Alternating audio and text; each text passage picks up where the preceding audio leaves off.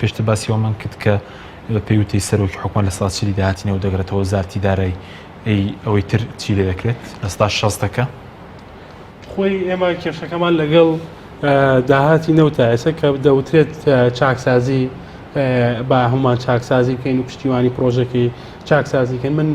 لە کۆبوونەیەکی تایبەتی داخراوی و لیژنەی داراییە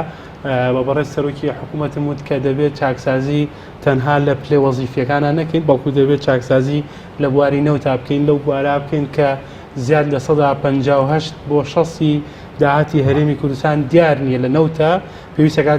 چاکسازی لەوا بکرێت. ئەگەر ئێمە توانیمان چاکسازی لەوا بکەین بڕێکی زۆری پارا گەڕێتەوە، ئەگەر تۆ دەرماڵە ببڕی ناگاتە 100 میلیارد دینار ناگەڕێتەوە، بەڵام تۆ توانین لە چاکسازیکردنێکە لە بواری نەوتە 250 میلیارد دینار ماغانە بگەڕێنیتەوە بۆ هەرێم. بەڵێ ئێمە ئێستا کێشەمان هەیە لە بواری چاکسازیەکە، ئێمە پارێکی زۆر تەرخان کراوە لە سەدا لەو 400 میلیۆن دۆلارە بۆ کەرتی خزمەتگوزاری ئەمنی سکیوریتی، بەڵام ئێمە زیاد لە 3000 پۆلیسی نەوت و گازمان هەیە، زیاتر لە 3000 پۆلیسی نەوت و غازمان هەیە، بەڵام کۆمپانیای ئەمنیە گرن و ئەوانەی کە لە کەرتی تایبەتە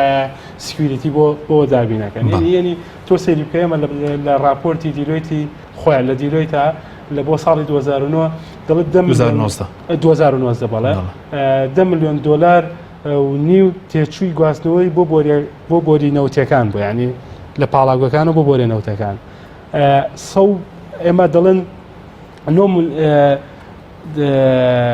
ئەوەی کە پەیوەست بە چاکردنەوەی پاڵاوگەکانەوە معقول لە 186 میلیۆن دۆلار و 629,000 دۆلار بەس بۆ چاکردنەوەی پاڵاوگەکان حساب کراوە. یعنی ئەمانە ڕقەمی گەورن و بۆ ئەوەی کە جەنابیشتان، یعنی منوەکو بڕاردەری لیژنەی سامانە سروشتەکان ئێمە داوای ڕوونکردنەوەمان کردووە. تەسەورەکەی ئەوان دەڵێن چاکسازی، ئێمە لەگەڵ چاکسازیان ئێمە تاکو ئێستا وەزیری سامانە سروشتەکانمان نییە کاکین، یعنی ئێمە بە چاکسازی لەم کابینەیە کە مەسەلەن سێلانیشتیان چاکسازی کراوە لە دووسینەوت تاکو ئێستا نەک چاکسازی نەکراوە، هەتاکو ئێستا وەزیرێک دانەنراوە بۆ وەزارەتی هەتاکو ئێستا نەخێر بگرە ئەوەی کە بڕیار بەدەستە لەناو وەزارەتی نەوتە و ئەوەی کە ئێستا مارکێتین بۆ نەوتی هەرێمی کوردستانەکە و کۆمپانیاکان لەگەڵ ئەوە مقاینەکەن وەزیری سامانە سروشتەکانی پێشووترا و سەرۆکی حکوومەت کردوێتێ بە بڕاردەری خۆی و ئێمە کێشەیەکمانێ لە بریەوەی چاکسازی بکەین هاتوین لە پاڵ هەر وەزارەتێکە یاریدەدەرێک دروست کراوە. یاریدەدەرەکان سەرێکی لە قەزەی قەرزا یاریدەری سەرۆکی حکوومەت دێت باسەکە و لە بواری مارکێتین و فرۆشتنی نەوتە وەزیری نەوتی پێشووتر هە دیسان بڕیار بەدەستەوە تاکو ئێستا جانتاکەی لێ نەسەنراوە لێ نەسەنراوەتەوە بدرێتە وەزیرێکی کە و ئەمانە هەمووی پێویستی بە چاکسازیە. تەسەورەکەی لە نزیکە بینەوە لە 11 مانگی حکومڕانی ئەم حکوومەتە تاکو ئێستا بەرپرسێکی وەزارەتی سامانە سروشتەکان ئامادە نەبووە بێتە لیژنەی سامانە سروشتەکان کە زیاد لە 10 ئێمە داواکاریمان کردووە، پرسیارمان کردووە لە وەزارەتی سامانە سروشتەکان. ئێمە دەبێت ئەو کەرتانەی کە زۆرترین داهاتێن یەکێک لەوانە کەرتی نەوتە و داهاتێکی زۆر ئێژگار زۆر دێنێتە هەرێمی کوردستانەوە دەبێت چاکسازی لەوا بکرێت و چاکسازی لە بواری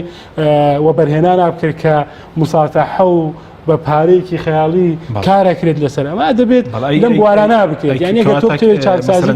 چاکسازی لەوان نییە مامۆستا چاکسازی لەوان نییە من بێم دەرماڵی پۆلیسێک ببڕم 220,000 دیناری لێ بڕمیان لە مۆزەفێک کە لە 12 ساڵ کارمەندە لە کارەبا سەیرەکەیت موچەکەی گەشتۆتە 700,000 دینار بە 10 ساڵ 12 ساڵ کارکردن لەم بوارە تۆ بە بڕیارێک لە ئەنجومەنی وەزیرانەوە 200,000 لێ بڕێنیتە 600,000 دینار و ئەم 10 ساڵەی کە پلە بەرزکردنەوە و سەرموچە و ئەمانە هەبووە هەمووی دێنیتە خوارەوە. ئێمە تاکو ئێستا زیاد لە 4-5 ساڵە بێت ئێمە لە بەرزکردن و سەرموچەمان نەبوو. یعنی ئەمانە هەمووی خەلەلی گەوران ئەیانەوێ خەڵکی کوردستان بەبوونی 27 میلیارد دلار قەرزەوە دیسانەوە بەچی باسی بکەن ئەگەر یارمەتیم بێ ئەم 27 میلیارد دلاری کە باسیەکەن دەڵێن 12 میلیاری هی موچە خۆران ئێمە قەرزاری پاشەکەوتی موچەیە ئەڵێن لەبەر ئێمە قەرزاری توین دیسانە بێ دەستکاری موچەکەی تۆ بکەین. بۆی قەزەکەی لەسەر سکارێکنی موچە دکتۆر